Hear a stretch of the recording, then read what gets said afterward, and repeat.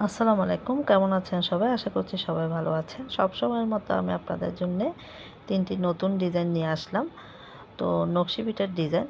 তো চ্যানেলটি যদি আপনার ভালো লেগে থাকে তাহলে আমার চ্যানেলটি সাবস্ক্রাইব করবেন আর লাইক কমেন্ট করে পাশে থাকবেন। তো কথা না বাড়িয়ে আমি শুরু করছি। তো আপনারা প্রথমে দেখতে পাচ্ছেন আমি ছোট ছোট কিছু রুটি কেটে নিয়েছি, রুটি নিয়ে নিয়েছি।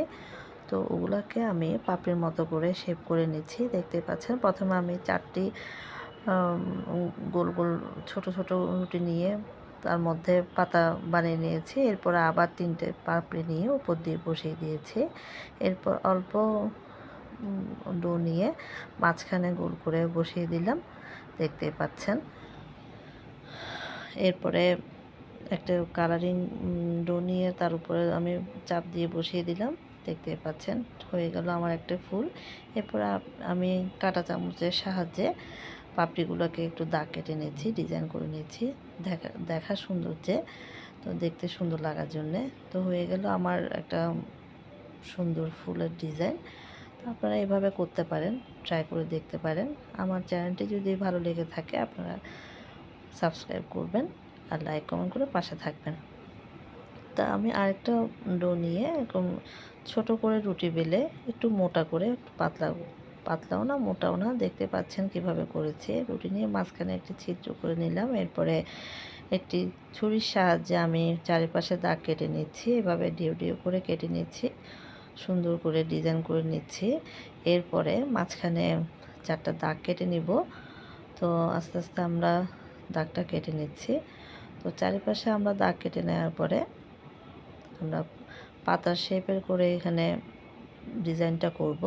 পাতাতে যেরকম দাগ থাকে ওরকম করে আমরা দাগ কেটে নিচ্ছি, দেখতে পাচ্ছেন। দোনো পাশে আমি আস্তে আস্তে করে দাগ কেটে নিচ্ছি। এই পাশে হয়ে গেল।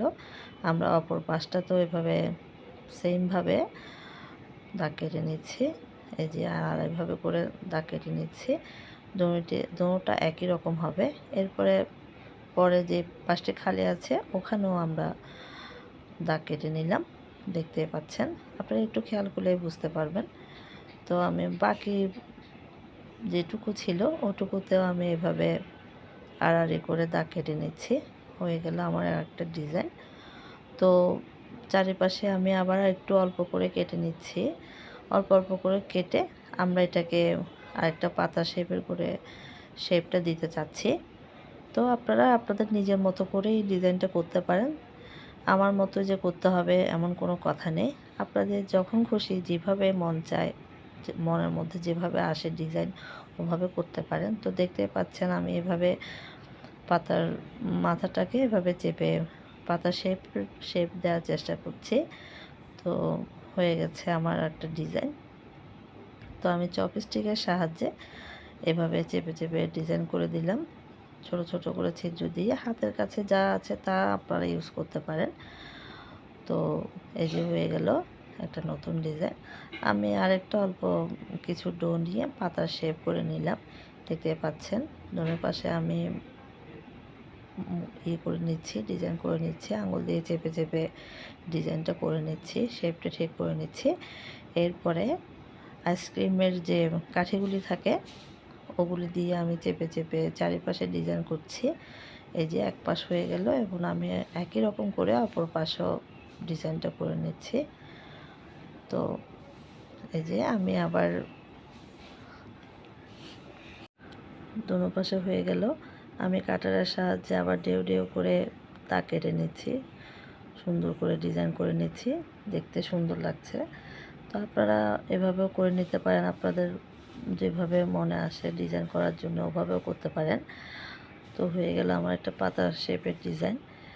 আমি একটা কলমের মুখার সাহায্যে চেপে চেপে অন্য একটা ডিজাইন করছি, এভাবে দেখতে পাচ্ছেন। চেপে চেপে দিলাম, মাঝখানেও আমি কয়েকটা ফোঁটা দিয়ে দিলাম। তো হয়ে গেল আমার পাতা শেপের ডিজাইন। আমার চ্যানেলটি যদি ভালো লেগে থাকে আমার চ্যানেলটি সাবস্ক্রাইব করবেন। ধন্যবাদ।